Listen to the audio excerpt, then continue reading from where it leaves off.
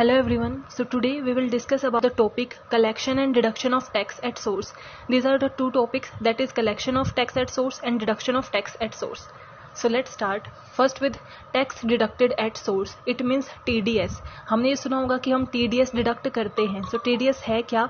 Tax deducted at source, यानी कि एक पर्सन है जो किसी को कुछ अमाउंट पे कर रहा है. फॉर एग्जाम्पल ए जो है वो बी को कुछ अमाउंट पे कर रहा है. सो उस अमाउंट पे जब वो पे करेगा तो कुछ टैक्स डिडक्ट किया जाता है, उसको हम बोलते हैं टैक्स डिडक्टेड एट सोर्स. लेकिन ये हर पेमेंट पे डिडक्ट नहीं किया जाता है. जब आपकी जो पेमेंट होती है वो एक पर्टिकुलर अमाउंट को, एक पर्टिकुलर लिमिट को क्रॉस कर जाती है, कि हमने जैसे लिमिट दे रखी है 10 लाख की, तो अगर जो हमारी लिमिट है वो 10 लाख से ऊपर होती है अमाउंट जो हम ट्रांसफर कर रहे हैं, तभी हमें टीडीएस क्या करना होता है, कट करना होता है. और जो हमारा टीडीएस डिडक्ट होता है उसका अमाउंट कभी भी सेटअप नहीं होता कि यही रहेगा. हर चीज के लिए अलग अलग हमारी एग्जेम्पशन लिमिट होती है. If the total payment exceed a certain amount, then the whole amount of sum tax has to be deducted by the payer. यानी कि जो पेयर होता है, इसे कौन डिडक्ट करता है? पेयर. हमारी जो भी हमारी ट्रांजैक्शन होती है उसके अंदर दो पार्टीज होंगी, या तो एक होता है हमारा पेयर और एक होता है हमारा पेई. यानी कि पेयर कौन? जो अमाउंट पे कर रहा है, और पेई वो जो अमाउंट को रिसीव करेगा. सो टैक्स डिडक्ट कौन करता है? टैक्स डिडक्शन एट सोर्स हमारा पेयर करता है, यानी कि जो हमारे अमाउंट को पे कर रहा है. जब वो अमाउंट को पे करता है तब उसे टीडीएस को डिडक्ट करना होता है, और ये तभी डिडक्ट किया जाता है जब हमारी एक सर्टेन लिमिट क्रॉस हो जाती है. That deducted amount have to be deposited with the government in a particular time limit prescribed under law. यानी कि जब भी आपको ये डिडक्ट आपने कर दिया, फॉर एग्जांपल कि ए और बी हमने लिया था, ए 10 लाख ट्रांसफर कर रहा था, उसने 10% करके 1 लाख क्या कर दिया, डिडक्ट कर दिया, और बी को कितने मिले? अब 9 लाख मिले. सो जो 1 लाख है वो अपने पास नहीं रखता है पेयर, वो क्या करता है, उसे गवर्नमेंट को क्या कर देता है, डिपॉजिट करा देता है. उसका काम होता है उस अमाउंट को गवर्नमेंट के पास डिपॉजिट कराना. सो टीडीएस किस चीज के लिए डिडक्ट किया जाता है? टैक्स हमेशा गवर्नमेंट लेती है, लेकिन टीडीएस कौन डिडक्ट करता है? हमारा पेयर डिडक्ट करता है, यानी कि जो हमारे अमाउंट को पे कर रहा है, और वो तभी डिडक्ट किया जाता है जब हमारा अमाउंट एक पर्टिकुलर लिमिट को क्रॉस कर चुका होता है. इसके बेसिक रूल्स क्या होते हैं? Payee has to provide his permanent account number to the payer. जब भी हमारी ये ट्रांजैक्शन होती है तो जो हमारा पेई है, यानी कि जिसे वो अमाउंट रिसीव होगा, ये नेसेसिटी है कि उसको अपना पेन नंबर प्रोवाइड कराना चाहिए, यानी कि पेन कार्ड का जो नंबर होता है वो प्रोवाइड करना, परमानेंट अकाउंट नंबर उसे प्रोवाइड करना होता है. अगर वो ऐसा नहीं करता है कि वो अपना परमानेंट अकाउंट नंबर प्रोवाइड नहीं कराता है, सो जो टैक्स का रेट होता है या तो वो 20% उस पर चार्ज होगा, या फिर जो हाईएस्ट हमारा रेट चल रहा है, प्रिवेलिंग जो मार्केट का रेट है, उसमें से जो भी हायर होगा उसको हम क्या करेंगे, उसे चार्ज करेंगे. इसका मतलब अगर हमारा जो पेई है वो हमारे अपने पेन नंबर को प्रोवाइड नहीं करता, तो वो उसके लिए क्या है, एक लॉस ही क्रिएट करता है, क्योंकि उस पर ज्यादा रेट पे टैक्स हमारा चार्ज होगा. सो हमें हमेशा अपना पेन प्रोवाइड करना चाहिए. पेई can claim benefit of TDS while filing income tax return. अब जो हमारा पेयर है वो तो उसे गवर्नमेंट के पास डिपॉजिट करा देता है, लेकिन हमने क्या देखा कि जो अमाउंट मिलना कितना था, बी को 10 लाख रुपए मिलने थे, लेकिन मिल कितने रहे हैं, 9 लाख मिल रहे हैं. अब इससे पेई को क्या बेनिफिट हुआ? उसके तो 1 लाख टैक्स में चले गए. उसका बेनिफिट क्या होता है कि जो पेई है वो अपने इनकम टैक्स रिटर्न में, या फिर जब वो अपनी ग्रोस टोटल इनकम को कंप्यूट करता है, उसमें इस चीज को दिखा सकता है, और वहां से इसे रिफंड करके बेनिफिट ले सकता है. Now important sections under tax deducted at source. अब टीडीएस के कौन कौन से इंपोर्टेंट सेक्शन है और कहां कहां पे टीडीएस किस लिमिट पे कट किया जाता है, डिडक्ट किया जाता है, वो अब हम डिस्कस करेंगे. सो सबसे पहला हमारा सेक्शन 192. सेक्शन 192 किस चीज के लिए होता है? सैलरी के लिए होता है, यानी कि जब आप सैलरी की पेमेंट करते हो तब टीडीएस कैसे डिडक्ट किया जाता है. सो हमारी जब सैलरी की हम पेमेंट करते हैं तो हमारा पेयर कौन होगा, डिडक्टर कौन होगा? एम्प्लॉयर. यानी कि जिस ऑर्गेनाइजेशन में, जिस कंपनी में आप काम कर रहे हो, जिस पर्सन के लिए आप काम कर रहे हो, वही तो आपको सैलरी प्रोवाइड करेगा. सो हमारा एम्प्लॉयर क्या होगा? हमारा डिडक्टर हो जाएगा. एम्प्लॉय हैविंग टैक्सेबल सैलरीज पेई. पेई कौन होता है? जो रिसीव करता है. अब रिसीव कौन करेगा? एक कंपनी में आप काम कर रहे हो तो आप एम्प्लॉय हो, तभी आप रिसीव कर रहे हो. सो इसमें रिसीवर कौन होगा? हमारा एम्प्लॉय हो जाएगा. डिडक्टर कौन है? एम्प्लॉयर. और रिसीव कौन करता है? एम्प्लॉय. रेट ऑफ टीडीएस क्या है? एवरेज रेट पे हमारा टीडीएस क्या किया जाता है? डिडक्ट किया जाता है. और इसकी एग्जेम्पशन लिमिट क्या है? यानी कि 2,50,000 तक का अगर ट्रांसफर हो रहा है, मैंने मीनिंग में ही बोला था कि टीडीएस तभी डिडक्ट होता है जब वो एक सर्टेन लिमिट को क्रॉस करता है, जो हर चीज के साथ वेराई होती है. लेकिन हमारी सैलरी की कितनी होती है? इसका मतलब सैलरी में अगर हमारी सैलरी का जो ट्रांसफर हो रहा है वो 2,50,000 तक का है तो हमारा टीडीएस डिडक्ट नहीं होता. लेकिन अगर हमारा अमाउंट इंक्रीज होता है, ज्यादा होता है 2,50,000 से, देन हमें टीडीएस को क्या करना होता है? डिडक्ट करना होता है. Next is section 192A। Section 192 किस चीज से रिलेट करता है? Pre mature withdrawal from employ provident fund. Provident fund क्या होता है? जब एक एम्प्लॉय अपनी कंपनी में काम कर रहा होता है, एक कंपनी में वो काम करता है, तो जब वो रिटायर होगा ना, उसे लंप सम पेमेंट मिलेगी।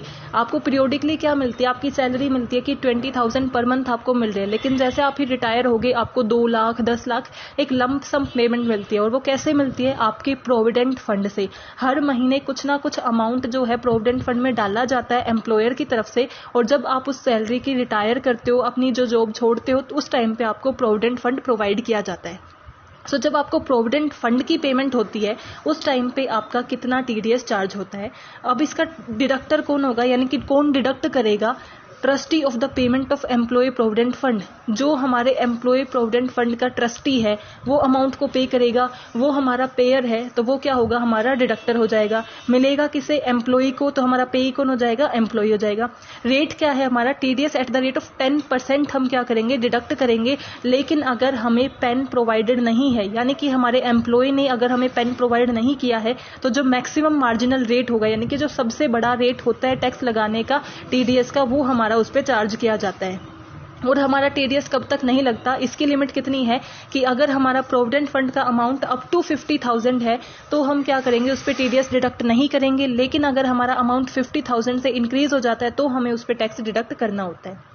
सेक्शन 193। सेक्शन 193 किसके बारे में है? इंटरेस्ट ऑन सिक्योरिटी, यानी कि आपको किसी भी सिक्योरिटी पे इंटरेस्ट मिलता है। वो क्या हो सकते हैं? आपके शेयर्स हो सकते हैं, डिबेंचर्स हो सकते हैं, बॉन्ड्स हो सकते हैं, जिसपे आपको इंटरेस्ट मिलता है। उस इंटरेस्ट का जो आपको पेमेंट होता है उस पर कितना टीडीएस डिडक्ट होता है।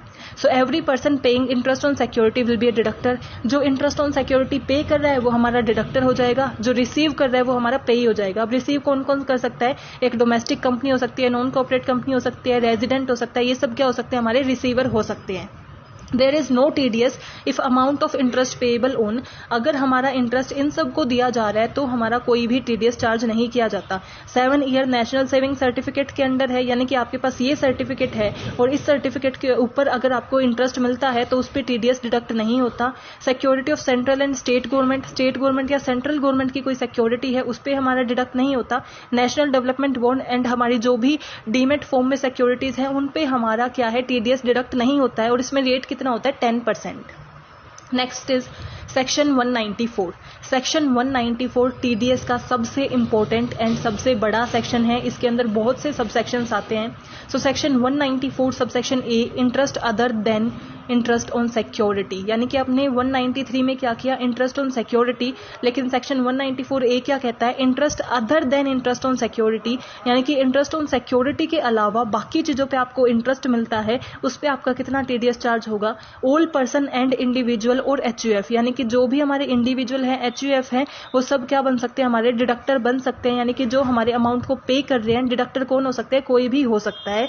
लेकिन इंडिविजुअल और एचयूएफ तभी हमारे डिडक्टर होते हैं जब उन्होंने प्रीवियस ईयर में अपने अकाउंट्स को ऑडिट कराया हो। अगर उनके अकाउंट्स जो हैं ऑडिटेड नहीं है प्रीवियस ईयर में तो वो हमारे डिडक्टर नहीं बन सकते। Resident and domestic company will be the पेई, यानी कि रिसीव किसे होता है? ये या तो रेजिडेंट कंपनी को होता है या फिर डोमेस्टिक कंपनी को। इसका टैक्स का रेट कितना है टीडीएस का? 10%। और एग्जेम्पशन अप टू 40,000, यानी कि अगर आप 40,000 तक एक इंडिविजुअल को कोई इंटरेस्ट पे कर रहे हो other than interest on security तो उस पर टीडीएस नहीं लगता, लेकिन उससे ज्यादा होता है तो आपका लगता है। और इसमें सीनियर सिटीजन जो होते हैं, यानी कि जिनकी एज 60+ है, उसको क्या होता है? 50,000 तक की एग्जेम्पशंस मिलती हैं। Section 194 B. अब सेक्शन 194 बी क्या कहता है? विनिंग फ्रॉम लॉटरी, यानी कि लॉटरी, हॉर्स रेसेस, इन सब से जब आप विन करते हो और उससे आपको कितना बेनिफिट होता है, किस पे आप टैक्स लगाते हो? सो इसका टैक्स रेट कितना होता है? 30% इस पे टैक्स रेट लगाया जाता है। और जो हमारी एग्जेम्पशन है वो कितनी होती है? यानी कि 10,000 तक अगर आपकी लॉटरी वगैरह से आपने जीता है तो उस पर कोई टीडीएस नहीं होता। लेकिन अगर 10,000 से ज्यादा है तो 30% हमारा टीडीएस चार्ज किया जाता है। Section 194C, payment to resident contractor, यानी कि जब आप रेजिडेंट कॉन्ट्रैक्टर से कॉन्ट्रैक्टर को पेमेंट करते हो तो उस पेमेंट पे कितना टीडीएस चार्ज होता है। कॉन्ट्रैक्टर यानी कि आप बिल्डिंग बनवाते हो, उससे कोई आपने कोई अपनी बिजनेस की बिल्डिंग बनवाई है, हाउस की बिल्डिंग बनाई है, तो उस कॉन्ट्रैक्टर को जब आप पेमेंट करते हो, डिडक्टर विल बी, अब कौन इसे पे करता है? इंडिविजुअल हो सकता है, एचयूएस हो सकती है, सेंट्रल गवर्नमेंट हो सकती है, स्टेट गवर्नमेंट हो सकती है, कोई भी क्या हो सकता है? डिडक्टर हो सकता है। अब इसका रेट क्या होता है, इंडिविजुअल के लिए तो हमारा 1% पे हमारा टीडीएस डिडक्ट होता है और बाकी सब के लिए 2% पे टीडीएस डिडक्ट होता है। In single payment up to 30,000 and aggregate 1 lakh, यानी कि हमारा एग्जाम्पशन कितना है, अगर एक पर्सन को हम पे कर रहे हैं तो 30,000 तक की हमारी एग्जाम्पशन होगी। यानी कि इंडिविजुअल को अगर 30,000 तक हम क्या कर रहे हैं, कॉन्ट्रैक्ट में पे कर रहे हैं, तो हमारा क्या होगा, लिमिट नहीं होती, उस पर कोई भी हमारा टीडीएस क्या है, कट नहीं होता है, डिडक्ट नहीं होता। लेकिन अगर हमारी एग्रीगेट पेमेंट है, यानी कि नंबर ऑफ कॉन्ट्रैक्ट को हम पे कर रहे हैं, कॉन्ट्रैक्टर को पे कर रहे हैं, तो हमारी एग्रीगेट पेमेंट 1 लाख से एक्सीड नहीं करनी चाहिए। 1 लाख से एक्सीड करती है तो हम उस पर टीडीएस को डिडक्ट करते हैं। सेक्शन 194D, सेक्शन 194 किससे रिलेट करता है, डी, इंश्योरेंस कमीशन से। जब आप इंश्योरेंस कमीशन के अंडर आपको पेमेंट होती है तो कितना टीडीएस चार्ज होता है, any person paying commission for providing insurance commission will be deductor, यानी कि जो आपको इंश्योरेंस कमीशन पे कर रहा है वो पेयर होगा और डिडक्टर होगा। रिसिप्टेंट कौन होगा, कोई भी रेजिडेंट पर्सन जिसको इंश्योरेंस कमीशन मिलेगी। इसका टैक्स रेट कितना होता है, 5% और एग्जाम्पशन अप टू 15,000, यानी कि 15,000 तक कोई भी हम पे टीडीएस डिडक्ट नहीं करेगा, उसके बाद हमारा टीडीएस डिडक्ट किया जाएगा 5% के रेट पे। सेक्शन 194E, सेक्शन 194E क्या है, पेमेंट हम किसे करते हैं, जब नॉन रेजिडेंट स्पोर्ट्समैन को करते हैं या फिर स्पोर्ट्स एसोसिएशन को करते हैं। याद रखना यहाँ क्या है, नॉन रेजिडेंट, यानी कि वो रेजिडेंट नहीं होना चाहिए, इंडियन नहीं होना चाहिए। नॉन रेजिडेंट स्पोर्ट्समैन को और नॉन रेजिडेंट स्पोर्ट्स एसोसिएशन को जब कोई पेमेंट होती है तो उस पर हमारा जो रेट है वो है 20.8% हमारा चार्ज किया जाता है।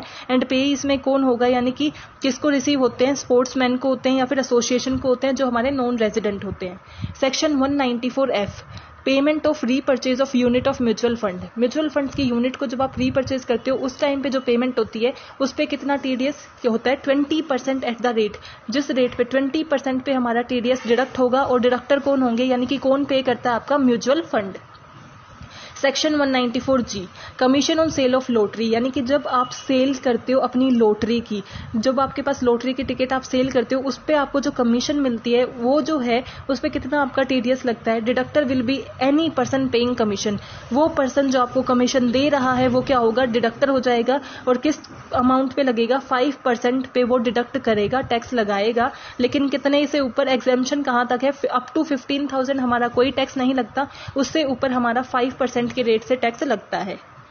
सेक्शन 194H, सेक्शन 194H है कमीशन एंड ब्रोकरेज, यानी कि जब कमीशन की पेमेंट होती है या ब्रोकरेज की पेमेंट होती है तो डिडक्टर कौन होगा, हर कोई हो सकता है, इंडिविजुअल भी, एचयूएफ भी हो सकते हैं अगर उन्होंने ऑडिट करा रखा है, अदरवाइज हम इंडिविजुअल और एचयूएफ को इंक्लूड नहीं करते। टीडीएस कितना होगा, 5% होगा, एग्जाम्पशन अप टू 15,000 हमें एग्जाम्पशंस मिलती हैं। सेक्शन 194I, सेक्शन 194 किससे रिलेट करता है, आई, रेंट से, यानी कि जब आप रेंट की पेमेंट करते हो, all person other than individual and HUF will be deductor, यानी कि डिडक्टर पेयर कौन हो सकता है, यानी कि जो अमाउंट पे कर रहा है वो कौन कौन हो सकता है, कोई भी हो सकता है, इंडिविजुअल और एचयूएफ को छोड़ के। हमारा रेंट कितना होता है, इस पे टीडीएस कितने रेट पे लगता है, प्लांट एंड मशीनरी पे 2% लगता है और बाकी सारी चीजों पे जैसे फर्नीचर या फिक्सचर्स हैं या लैंड और बिल्डिंग है उन सब पे हमारा कितना लगेगा, रेंट का 10% हमारा रेट लगेगा टीडीएस का। पेई will be the resident only, इस केस में सिर्फ रेजिडेंट ही पेई हो सकता है और कोई नहीं हो सकता। Section 194IA, payment on transfer of immovable property other than rural and agricultural land, यानी कि जब आप इमूवेबल प्रॉपर्टी, जिसको हम एक जगह से दूसरी जगह मूव नहीं कर सकते, ऐसी प्रॉपर्टी यानी कि कोई बिल्डिंग है, कोई लैंड है, उसको जब आप क्या करते हो, ट्रांसफर करते हो अदर देन एग्रीकल्चरल लैंड, उसमें हम एग्रीकल्चरल और रूरल लैंड को इंक्लूड नहीं करते हैं, तो इसमें हमारा कितना टीडीएस डिडक्ट होता है, 1% के रेट से हमारा टीडीएस डिडक्ट होता है। लेकिन अगर हमने परमानेंट अकाउंट नंबर प्रोवाइड नहीं किया तो 20% टीडीएस डिडक्ट होगा। Any person paying consideration will be deductor, जो भी ये पे कर रहा है वो हमारा डिडक्टर हो जाएगा। और टीडीएस कब तक नहीं लगेगा, 50 लाख तक हमारा कोई टीडीएस चार्ज नहीं होगा। अगर उससे ऊपर का हमारा अमाउंट है तो हमारा टीडीएस क्या होता है, चार्ज होता है। Section 194IB, payment of rent by individual and HUF, जब हमारा रेंट कौन पे कर रहा है, इंडिविजुअल और एचयूएफ रेंट पे करते हैं तो हमारी एग्जाम्पशन कहाँ तक होती है, 50,000 तक। जब इंडिविजुअल और एचयूएफ ने पे किया है वहां तक हमारी कोई भी टीडीएस चार्ज नहीं किया जाता। उससे ऊपर की लिमिट पे जो अमाउंट है उस पर हमारा टीडीएस चार्ज होता है एट द रेट ऑफ 5%। अब डिडक्टर कौन होंगे, पेमेंट कौन कर रहे हैं, individual and HUF. Section 194J, section 194J किस चीज से रिलेट करता है? Fee for professional and technical services, यानी कि कोई आपको अपनी प्रोफेशनल सर्विसेज प्रोवाइड कर रहा है, टेक्निकल सर्विस प्रोवाइड कर रहा है जो उनकी क्वालिफिकेशन से उन्हें मिली है, सो उसके लिए जो आप फी पे करते हो, पेमेंट करते हो, उस पर टैक्स रेट कितना होता है? 10% हमारा डिडक्ट होता है और एग्जेम्प्टेड अप टू 30,000, यानी कि 30,000 तक हम उस पर कोई भी TDS चार्ज नहीं करते. All person other than individual and HUF are deductor. Section 194 किस चीज से रिलेट करता है? सेक्शन 194N है कैश विड्रॉवल से, यानी कि जो भी आप कैश विड्रॉ करते हो, पैसे निकालते हो अपने बैंक से कहीं से भी, सो उस कैश विड्रॉवल पे भी आपको TDS पे करना होता है. Deductor will be banking company, cooperative bank और पोस्ट ऑफिस. यानी कि डिडक्टर कौन होंगे? पे कौन करते हैं? जैसे आप हो, आप एक बैंक में निकालने गए पैसे, तो पैसे आपको कौन दे रहा है? बैंक दे रहा है. तो आपका पेयर कौन होता है? बैंक हो सकता है, कोऑपरेटिव बैंक हो सकता है, पोस्ट ऑफिस हो सकता है. तो डिडक्टर कौन होंगे? Banking company, cooperative bank, post office. Payment up to 1 crore, यानी कि अगर आप 1 करोड़ से ज्यादा निकलवाते हो, विड्रॉ करते हो, तो आप पे चार्ज होता है 2% रेट पे हमारा TDS. सेक्शन 196 क्या कहता है? No TDS on any sum payable on mutual fund government RBI is charge, यानी कि आपको जब भी आप म्यूचुअल फंड को पे करते हो, गवर्नमेंट को पे करते हो, चाहे वो स्टेट गवर्नमेंट हो या फिर सेंट्रल गवर्नमेंट हो या फिर RBI को जब आप कुछ पेमेंट करते हो, तो उस पर कोई भी TDS चार्ज नहीं होता है. सेक्शन 197, सेक्शन 197 कहता है कि certificate for deduction of tax at lower rate, यानी कि आप जो है अप्लाई कर सकते हो सर्टिफिकेट के लिए, जिसमें आपको किस चीज का अप्लाई करना है कि आपसे जो TDS डिडक्ट किया जाता है वो लोअर रेट पे किया जाए. यानी कि अगर 10% है तो आप 5 के लिए अप्लाई कर रहे हो ताकि आपको टैक्स कम देना पड़े. सो इस केस में क्या कर सकता है? एक पर्सन एप्लीकेशन दे सकता है असेसिंग ऑफिसर को कि उससे कम रेट पे क्या किया जाए, चार्ज किया जाए, डिडक्ट किया जाए TDS को. अगर हमारा असेसिंग ऑफिसर उससे सेटिस्फाई होता है तो वो उसे ग्रांट कर देता है, अदरवाइज वो रिफ्यूज भी कर सकता है. सेक्शन 201 क्या होता है हमारा? Consequences of failure to deduct and pay TDS, यानी कि उसके क्या कॉन्सिक्वेंसेज होंगे अगर आपने TDS को डिडक्ट नहीं किया जहां पे करना था, और डिडक्ट तो कर लिया लेकिन अभी गवर्नमेंट को डिपॉजिट नहीं कराया है, तो उसके क्या कॉन्सिक्वेंसेज हैं? फर्स्ट है असेसी इन डिफॉल्ट, यानी कि आपको डिफॉल्ट असेसी मान लिया जाता है. सेकंड है नो असेसी इन डिफॉल्ट, आपको डिफॉल्ट नहीं माना जाता अगर आप उस चीज के लिए रिटर्न, जो आपका इनकम टैक्स रिटर्न है, उसमें फाइल कर देते हो कि आपने क्यों डिडक्ट नहीं किया है, आपके पास एक सेटिस्फैक्टरी रीजन हो. एंड नो पेनल्टी, तो फिर आप पे पेनल्टी नहीं लगाई जाती है. जो असेसी इन डिफॉल्ट है उस पे पेनल्टी लगाई जाती है, लेकिन बाकियों पे अगर आपने वो गुड रीजन या सफिशिएंट रीजन के लिए किया है तो आप पे पेनल्टी नहीं लगाई जाती है. Section 203 is about certificate for tax deduction, यानी कि सेक्शन 203 किस चीज के बारे में है? सर्टिफिकेट फॉर टैक्स डिडक्शन, यानी कि टैक्स डिडक्शन के सर्टिफिकेट. ये आपको क्या होता है? एक सर्टिफिकेट मिला होता है जिसमें आपको टैक्स डिडक्शन का अलाउंस होता है. आपको ये लिखा ना होता है कि कितना रेट पे आप टैक्स डिडक्ट करते हो, जो आपको पेयर को प्रोवाइड करना होता है. Tax collected at source. Now TCS, अभी हमने डिस्कस किया TDS, अब है TCS. TCS क्या है? Tax collected at source. उसमें हम क्या कर रहे थे? जो अमाउंट को पे कर रहा था ना वो डिडक्ट कर रहा था, जो हमारा पेयर था वो डिडक्ट कर रहा था. लेकिन इसमें ऐसा नहीं है, इसमें हमारा पे कलेक्ट करता है, डिडक्ट नहीं करता, कलेक्ट करता है. यानी कि A और B है, A जो है A की शॉप है और B वहां पे कुछ सामान खरीदने गया, तो वो सामान उसने खरीदा, उसका अमाउंट था पूरा 2,000 रुपए में का उसने सामान खरीदा. तो अब A क्या करेगा? जो उसने 2,000 का सामान खरीदा है उसके साथ साथ कुछ अमाउंट उससे क्या करेगा? टैक्स के तौर पे कलेक्ट करेगा. सो उसे हम बोलते हैं टैक्स कलेक्टेड एट सोर्स. यानी कि मान लो उसने 500 रुपए एज अ टैक्स कलेक्ट किए, तो अब टोटल कितने पे करने पड़ेंगे? 2,500. सो ये क्या है? Tax collected at source. यहाँ पे डिडक्ट नहीं, कलेक्ट किया जाता है जो हमारा बायर है उससे. अब इसमें हमारे रेट क्या होते हैं? सबसे पहले सेल ऑफ गुड. जब आप किसी चीज की सेल कर रहे होते हो तब कैसे कलेक्ट करते हो? अगर आप अल्कोहलिक लिकर की सेल कर रहे हो तो 1% पे कलेक्ट किया जाता है, टेंडर पे 5% पे. Timber obtained under forest lease होता है तो 2.5% आप क्या करते हो? टैक्स कलेक्ट करते हो. Timber obtained under any other mode, यानी कि फॉरेस्ट लीज के अलावा किसी और मोड पे जब आप टिम्बर को ऑब्टेन करते हो तो भी 2.5%. और any other forest produce other than timber and tender, timber and tender को छोड़ के कोई और फॉरेस्ट का प्रोड्यूस है, जब उसको आप क्या कर रहे हो? सेल कर रहे हो, तो भी आपका 2.5% ही क्या होता है? आपका कलेक्ट किया जाता है. स्कार्प पे 1% एंड मिनरल्स पे 1%. सो सेल ऑफ गुड के टाइम पे आप क्या करते हो? इस रेट पे कलेक्ट करते हो टैक्स को. लाइसेंसिंग एंड लीजिंग सर्विसेज जब आप प्रोवाइड करते हो, उन सर्विसेज के लिए जब आप पैसे लेते हो तो उस पर 2% आप क्या करते हो? कलेक्ट करते हो. किस चीज को? TCS को. Sale of motor vehicle, motor vehicle की आपने सेल की, जितना आप मोटर व्हीकल के लिए पैसे लोगे उस पर 1% कलेक्ट करोगे टैक्स भी. Non applicability of TCS. TCS कहाँ पे एप्लीकेबल नहीं होता? If resident buyer furnished to collector a declaration in writing in duplicate that good are to be used for manufacturing purpose not for trading purpose, तो हमारा tax जो है TCS नहीं collect किया जाता। यानी कि जब आप जो है सेलर को ये बता देते हो कि जो आप परचेज कर रहे हो वो मैन्युफैक्चरिंग पर्पज के लिए है, ट्रेडिंग पर्पज के लिए नहीं है, आप एक रिटर्न फॉर्म में डिक्लेरेशन दे देते हो, तो उस टाइम पे आपका टीसीएस जो है वो सेलर कलेक्ट नहीं करेगा। TCS have to collect while debiting of account of buyer और during the shift from earlier. यानी कि क्या होता है, जब आप अपने जो भी आपका सेलर है वो कब कलेक्ट करता है? जब या तो जब वो परचेज कर रहा है, यानी कि आपके पास एक सेलर है एक बायर है, जब बायर ने परचेज किया तब, या फिर जब वो बायर के अकाउंट को डेबिट कर रहा है तब। इन दोनों में से कोई भी चीज पहले हो रही है उसी टाइम पे हमारा टीसीएस कलेक्ट कर लिया जाता है। फॉर एग्जाम्पल आप एक शॉप पे गए, आप इन कैश पेमेंट कर रहे हो तो तभी की तभी हमारा टीसीएस कलेक्ट कर लिया जाएगा। लेकिन अगर आप इन कैश नहीं कर रहे, मान लो आप फ्यूचर में पेमेंट करोगे, तो जब आप उसके अकाउंट को डेबिट करते हो बायर के अकाउंट को, उसी टाइम पे आपको टीसीएस कलेक्ट कर लेना है, यानी कि टीसीएस को ऐड करते हुए उसे डेबिट करना है। अब टीसीएस और टीडीएस में क्या डिफरेंस होता है? टीसीएस तो होता है हमारा टैक्स कलेक्टेड एट सोर्स, यहाँ पे कलेक्शन किया जाता है, और टीडीएस में क्या होता है? टैक्स डिडक्टेड एट सोर्स, वहाँ पे डिडक्शन किया जाता है। अब हमारा टीसीएस और टीडीएस कब किया जाता है?